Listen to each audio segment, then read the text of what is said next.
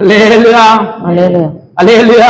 హల్లెలూయా. మనస్సాక్షిని ఏం పవిత్రపరచాలి అంటే అర్థమేంటి నిత్యుడకు ఆత్మ ద్వారా తన్ను తాను నిర్దోషంగా అప్పగించబడిన ఆ యొక్క రక్తం అంట దేన్నంట ఈ నిర్జీవ క్రియను నాశనం చేసి జీవమైన క్రియ మార్చబడి నీ మనస్సాక్షిని పవిత్రపరిచే అద్భుతమైన కృప.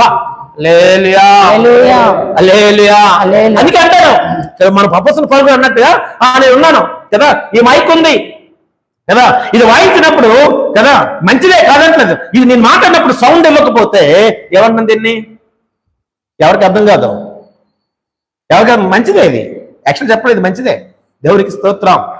ఇందులో నిర్జీవం ఉంది కాబట్టి, జీవం లేని స్థితిలో ఉంది కాబట్టి కదా, దీని సౌండ్ అంట ఎవరికి వినబడదు, వినకపోతే ఏమంటారు అపోస్తలుడు పౌలు గారు, అది ఎవరికి వినబడను కదా, అది వీణ లేదా ఫ్లూటా